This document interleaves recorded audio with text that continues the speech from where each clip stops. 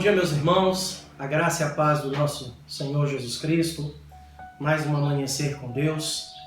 E nesta manhã de segunda-feira, dia 30 de março, eu quero compartilhar com você o texto que se encontra no Evangelho de Mateus, capítulo 14, versículo 24, onde a Bíblia diz: Entretanto, o barco já estava longe, a muitos estádios da terra, açoitado pelas ondas, porque o vento era contrário. As tempestades que nós enfrentamos em nossas vidas, elas são inevitáveis, elas são imprevisíveis e elas sempre produzem em nós um efeito necessário. Há sempre um propósito de Deus em nossas vidas quando situações fogem ao nosso controle. Não são poucas as vezes em que tudo vira de cabeça para baixo. Não são poucas as vezes em que o mar da vida se torna revolto e muitas vezes nós pensamos que vamos naufragar, que nós não conseguiremos chegar no objetivo proposto. E quando estas coisas acontecem, nós precisamos lembrar que nós estamos debaixo da mão do poderoso Deus. A Bíblia fala que os discípulos de Jesus eles estavam a atravessar o mar da Galileia. Eles estavam debaixo de uma ordem do Senhor. E essa tempestade que adveio sobre eles, que trouxe essa situação sobre eles, mesmo debaixo de uma ordem de Jesus que era passar para o outro lado, estas coisas produzem em nós algo que nós devemos tomar em nossas vidas, o entendimento que não há como administrar a crise. Há como administrar o seu sentimento no momento da crise. Aqueles discípulos fizeram de tudo para não deixar o barco afundar.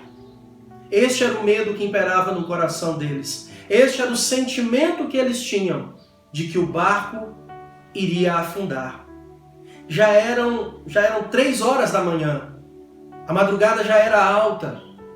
Contudo, mesmo naquele momento de grande tempestade, quando a esperança já estava no fim, o Senhor sempre traz providência à vida daquele que crê. Contudo, entenda algo que esse texto nos relata, a verdade bíblica nos mostra, que antes de acalmar a tempestade, antes de fazer cessar o problema, Jesus acalmou o coração dos seus discípulos. A questão não é a circunstância externa. Muitas vezes a questão está interna.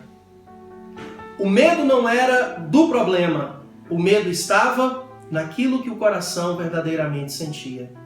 O medo da morte. O medo de padecer.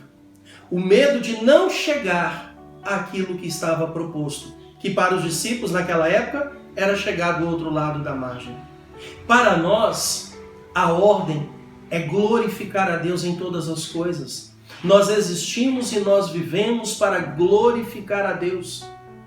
E muitas vezes as pessoas são tomadas, não somente as pessoas, nós somos tomados desse sentimento de que nós não conseguiremos chegar do outro lado. O maior problema daqueles discípulos não eram a circunstância, mas eram os seus sentimentos. Como é que está você nesse tempo de aflição que nós estamos passando? Já estamos na nossa 2ª semana, sem poder, como Igreja Floresce, estar juntos. A você que nos ouve nesta manhã, aí com o seu trabalho, talvez, com a sua família, talvez. Eu não sei como você está vivendo o seu dia a dia, mas quais são os seus sentimentos para esta manhã, para esta semana? Como que você se encontra nesse tempo de aflição? O seu medo é do problema vigente ou a questão é o seu coração diante de Deus se você tiver que chegar ao outro lado da margem? Deixa eu te dizer uma coisa nessa manhã. Jesus acalma as tempestades. Que o Senhor traga calmaria ao seu coração nessa manhã de segunda. Que a sua semana comece bem, que você esteja abençoado por Deus e que a glória do Senhor se manifeste em sua vida. Que Deus te abençoe, que a graça do Senhor seja sobre ti e que toda a tempestade do seu coração se acalme na autoridade do nome de Jesus Cristo. Bom dia.